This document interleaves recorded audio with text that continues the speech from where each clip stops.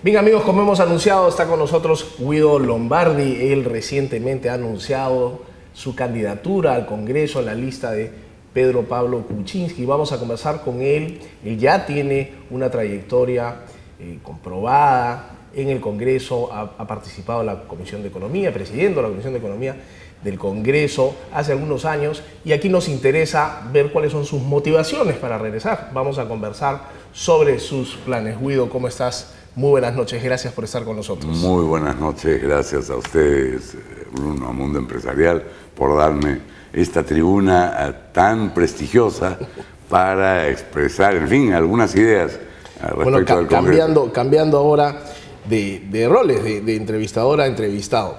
Guido, a mí me interesa saber primero qué te motiva para regresar al Congreso. Saludo, digamos, dado el calibre profesional que todos reconocen en ti, saludo esta iniciativa, pero me pregunto, ¿qué motiva a Guido Lombardi regresar al Congreso? Intenté responder esa pregunta en mi columna de despedida de Perú 21, porque claro, como candidato ya no seré más columnista de Perú 21, y creo que tiene que ver con la voluntad de aprovechar la experiencia adquirida. Fue una experiencia muy enriquecedora y muy valiosa para mí. Espero que también para mis electores, pero correcto.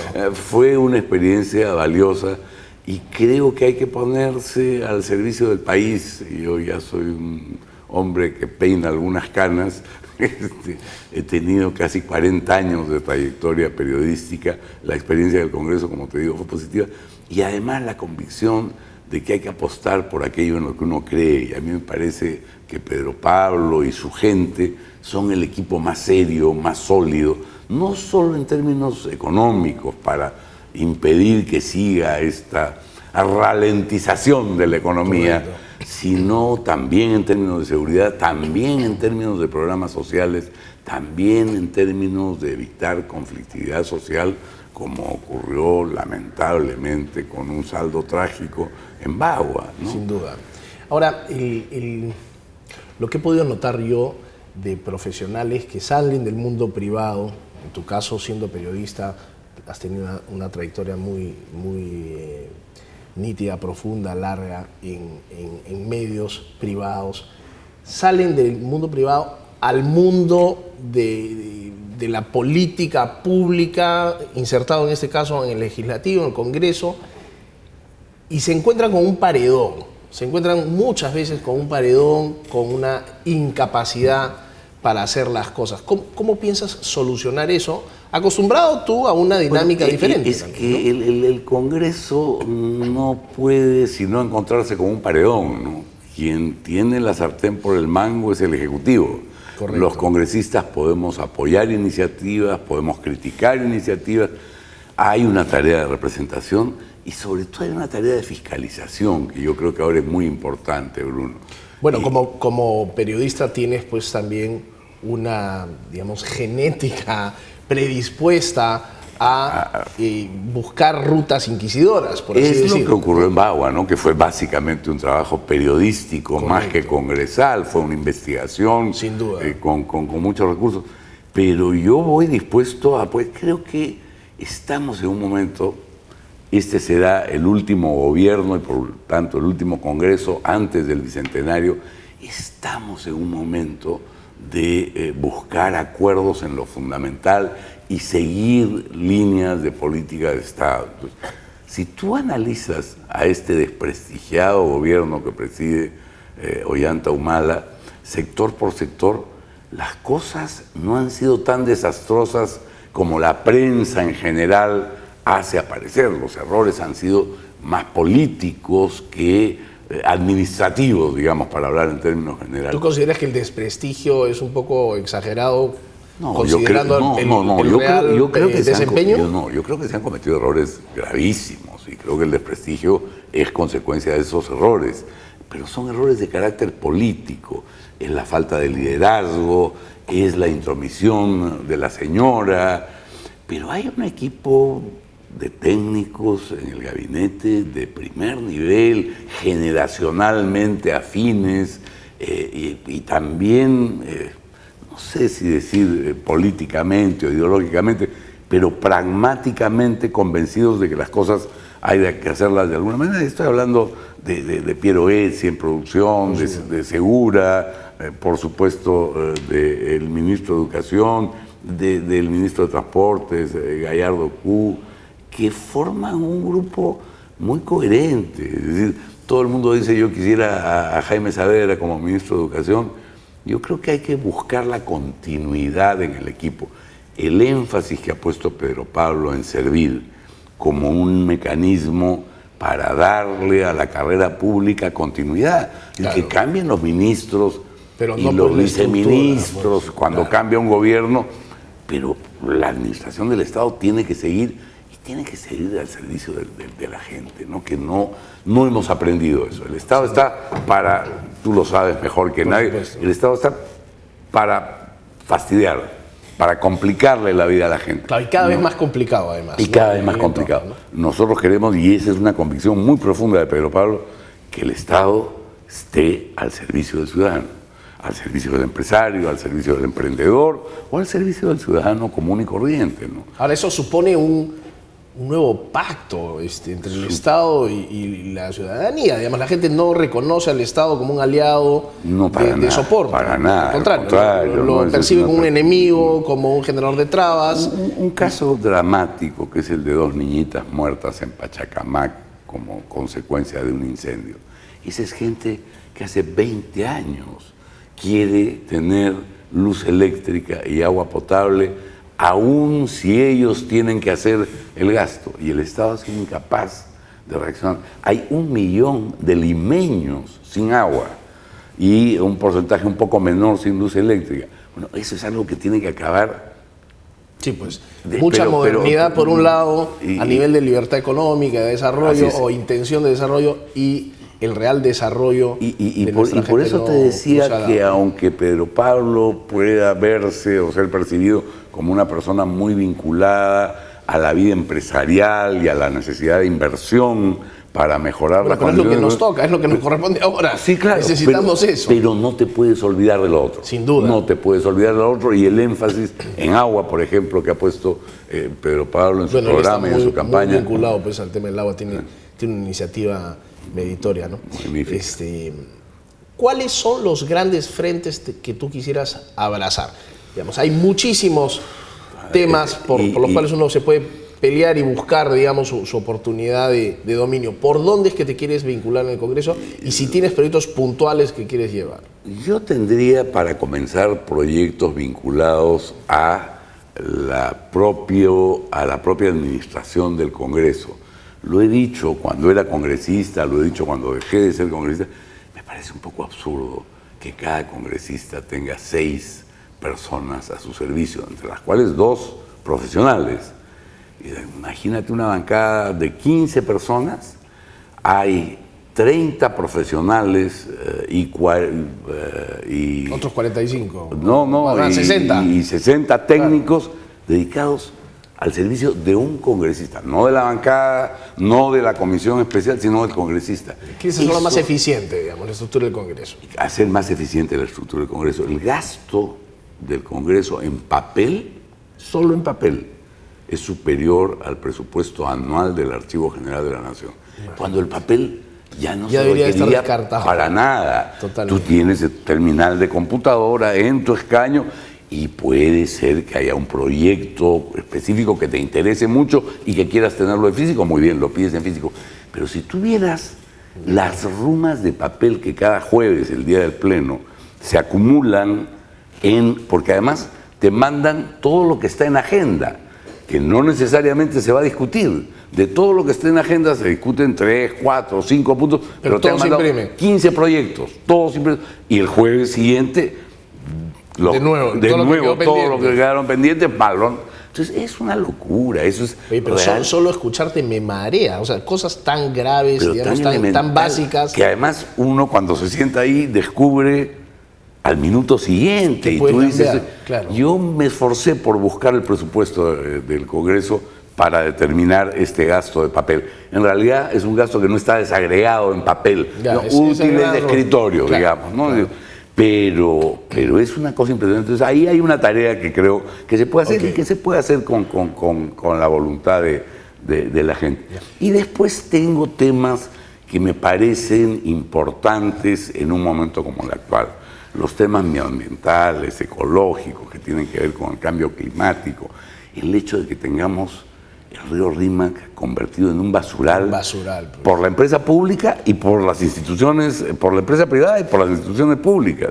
Los municipios de toda la cuenca tiran al río, no hacen una inversión en agua potable, pero ni un sol dedicado a tratamiento de aguas servidas. Entonces, el Rímac, eso no puede ser, ¿no? Correcto, pues debemos recuperar. Es un segundo, eficiencia del Congreso, temas medioambientales que citadinos, digamos, no te quieres ir solo citadinos, todo el tema forestal es muy importante.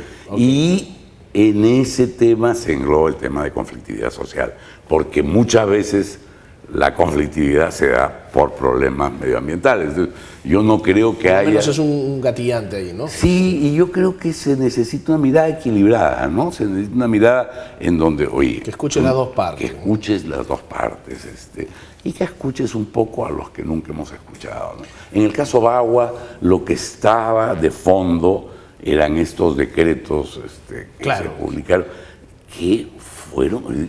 Acuérdate del perro del hortelano. Sin duda. Según el presidente de la República. Sí, tres artículos, ¿no? Tres artículos. La Amazonía era una zona prácticamente deshabitada, deshabitada, que necesitábamos explotar mejor. Oye, perdóname, no son muchos. Los nativos amazónicos son entre 450 y 500 mil. Basta que sea uno, ¿no? Bastan que sean 10, efectivamente. Son ciudadanos igual, son peruanos. Sí.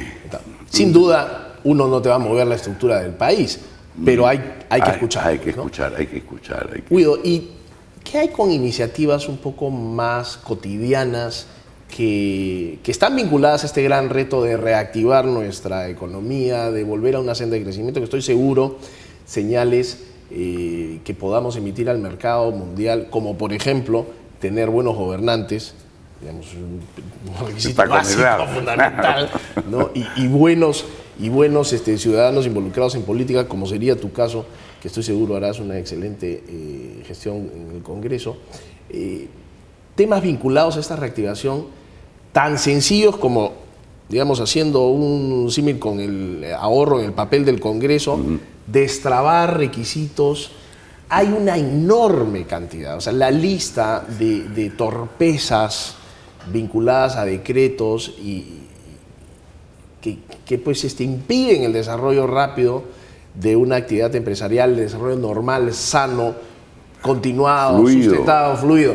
Esas trabas, ¿quién se las va a comprar, digamos? ¿Quién se va a comprar esas trabas como enemigo? Yo creo que Pedro Pablo, personalmente, como presidente de la República, que espero ser elegido, es el que ha propuesto 10 medidas concretas para evitar esas trabas, para el primer día. Es decir, inclusive yo bromeando... Tipo decía, Macri. Sí, claro, o sea, acá comenzamos... 6 horas arreglas, así es, digamos, todos los baches. Estos son los problemas que hay que resolver mañana. Correcto. ¿No es cierto? Tú debes haber leído los 10 puntos, están ahí, todos los temas que... Y tú has recordado que yo fui presidente de la Comisión de Economía en un momento complicado, porque se vino la crisis del 2008, y eso suponía un nivel... A ver, negociación no es una palabra que suene mal en el mundo empresarial, de negociación con el Ejecutivo, porque habían iniciativas sobre canos, sobre AFPs, muy, más allá de si eran correctas, incorrectas, si estaban bien, muy desestabilizadoras en un momento en que había que tener... Bueno, acaban de estar sonando mucho también cuidado, ¿no? Campanas desestabilizadoras del sistema de ahorro. Sí, claro, esto pues se va a tumbar. Enhorabuena que esto ha sido objetado, digamos, por el Ejecutivo. Observado por el Ejecutivo. Podría insistir el Congreso. Ojalá que no. Ojalá que no. Porque esto pues atenta severamente contra todo lo que significa el ahorro nacional para las pensiones. No tanto por la medida en sí misma, porque si no ya comienzas a perforar. Por supuesto, pues, ¿no? Si mejor 65, mejor 60, ¿por qué no el 100%? ¿Por qué no el 100%? ¿Por qué no solo...? O toda la creatividad, pues, que podría eventualmente... Sí, no, hay, evidentemente, y creo que habrá siempre en el Congreso voces un poco demagógicas, un poco populistas, pero tengo la impresión, Bruno, mirando las listas, hay de todo, por supuesto, como siempre, pero hay en prácticamente todas las listas, o las 5 principales, gente de muy buen nivel, de trayectoria y de capacidad. Yo tengo la impresión de que si lo pensamos un poquito, este Congreso puede tener un mayor nivel. Creo que las condiciones del país obligan a un espacio de concertación que antes era más difícil, ¿no? Los nacionalistas y los apristas, por poner dos extremos, cuando eran minoría los nacionalistas y mayoría, no tenían nada que hablar, ni siquiera querían sentarse a conversar. Yo como presidente de la Comisión de Economía o participante de otras comisiones, decía, oye, a ver, vamos a mirar este asunto y no, aquí está el informe de nuestro asesor y eso no va. Inmutable, ¿no? Entonces, hay una posibilidad de conversar, de coordinar. Ahora ese manejo conciliador, concertador más que conciliador, es fundamental cuando todos tenemos que ver un mismo norte. Yo esperaría que no todo le el mundo gusta la palabra a nuestro amigo Mario, ¿no es cierto? Dice que a concertar, las cosas se hacen como uno cree que hay que hacer. Yo creo que en política y en particular en el Congreso y en particular en un Congreso unicameral como el peruano, hay que concertar porque no tienes otra instancia. Entonces, por lo menos tienes que coincidir en tu bancada, pues, ¿no? Sí, para empezar. Y en ese sentido la bancada de Peruanos por el Cambio es una bancada sólida, robusta. Muy sólida, muy homogénea, muy coherente, con gente realmente muy valiosa en todos los puestos. Yo creo que puede ser una bancada que marque la diferencia realmente. Dicho ese paso, tú estás siguiendo con el número 15. 15. Yo estoy yendo con el número 15, todavía no tengo mi... la próxima vez que me invites voy a venir con mi polo tatuado, con 15. Tatuado. Ahora, una de las reflexiones vinculadas a cómo mejoramos el país, el sistema político y en general cómo nos enrumbamos a una figura menos impredecible, o más previsible, por así decirlo, tiene que ver con el voto voluntario. ¿Cuál es tu opinión sobre el voto voluntario? Yo estoy convencido de que el voto obligatorio es una contradicción a los principios democráticos. Fundamentales, ¿no? Que estás obligado. Y que hace que las campañas se reduzcan a esta subasta de quién sube más el sueldo mínimo o a regalar panetones. Y a involucrarte pues con cualquier estrella que llame un poco la atención. Entonces, pues, mañana si un heladero sabe tocar la flauta... Cuando en este momento hay 30% de peruanos que no responden a la encuesta. Es decir, no porque quieran ocultar su voto, sino porque no tienen idea. Ni interés, quizás. En fin, yo te podría contar mil anécdotas de cómo la gente está mucho más preocupada de su día a día, de su gestión con el municipio, que de saber que hay elecciones el 10 de abril. O sea, entonces, el voto tiene que ser facultativo y entonces irán a votar las personas que tienen interés, que están informadas, que quieren tener un nivel. No, en eso yo he discutido con ¿Ese no podría ser un proyecto, digamos, que lideres? Sí. O sea, alguien se tiene que comprar en algún momento. Yo ese pleito me lo he comprado desde el principio. Lo que pasa es que te encuentras ahí, sí, con un muro, y con el muro que arranque, no estamos preparados, tendría muy poca legitimidad el gobierno, claro, porque si el voto no fuera obligatorio, votarían entre 40 y 50%, ese es más o menos el rango histórico de los lugares donde los... Claro, pero ¿qué legitimidad puede tener un voto aleatorio de último minuto porque escuchó una cumbia? Ahora hay el tema de los celulares.